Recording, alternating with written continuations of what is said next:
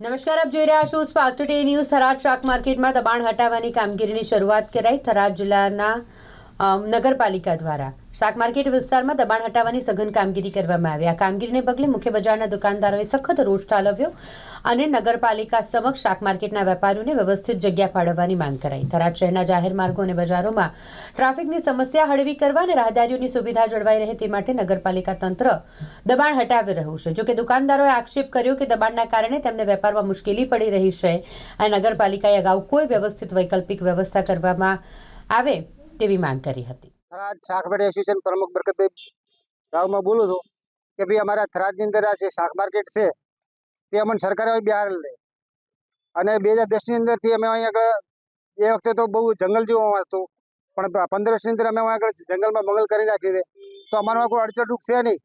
પણ તો છતાં સરકારને એવું લાગતું હોય કે અમે અડચણરૂપ બે ગાડી હેડી જગ્યા ન હોય તો અમે મારી સ્વેચ્છાએ અમે મારી રીતે થોડી જગ્યા કરી અને બે ગાડી હેડી અમે જગ્યા કરી આપી છે। અમને કોઈ એવું કોઈ કીધું નથી કે તમે શાક માર્કેટ ખાલી કરો, એવું અમને કીધું નથી। અને જે કાયદેસર જો દબાણ જેવું હોય તો બજારની અંદર છે કે જે શોપિંગવાળા કાયદેસર એમણે ભાઈ પાર્કિંગ માટેની જગ્યા નથી રાખી, તો એમને પાર્કિંગ માટેની જો બજારમાં મેન ટ્રાફિક બજારમાં જ હોય તો કોઈ ટ્રાફિક નહીં। આ તો શેરી રોડ છે બરાબર, આ કોઈ જાહેર રોડ નથી। જાહેર રોડ છે એ તો જે આજુબાજુમાં ડાકડા છે, એટલે અમારી સરકારને નમ્ર એવી અપીલ છે કે અમને શાક માર્કેટ પણ ફાળવી આપે। અમારે વર્ષો જૂનો પ્રશ્ન છે તો અમને શાક માર્કેટ પણ ફાળવી આપે એ અમારી આ બધો શાકભાજીવાળાની બધોની નર્મ અપીલ સરકાર પાસે છે।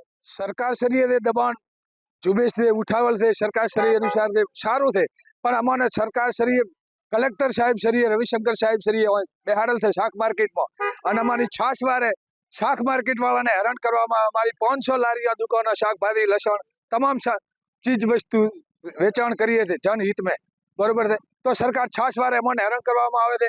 અમે કોઈ સરકારશ્રીના નિયમ અનુસાર તો દબાણમાં હશો તો સરકારશ્રીના નિયમ અનુસાર અમે હટાવી લઈશું સ્વેચ્છાએ, પણ અમને છાસવારે હટાવવામાં ના આવે અને સરકારશ્રીના નિયમ મુજબ અમને આ 25-30 સાલથી અમે શાકભાજી લારીવાળાઓને હેરાન કરવામાં આવે છે, તો સરકારશ્રીના નિયમ મુજબ અમને દુકાન ફાળવવામાં આવે।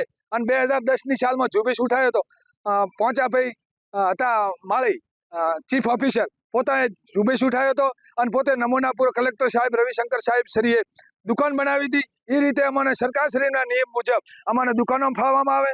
જય હિન્દ, જય ભારત।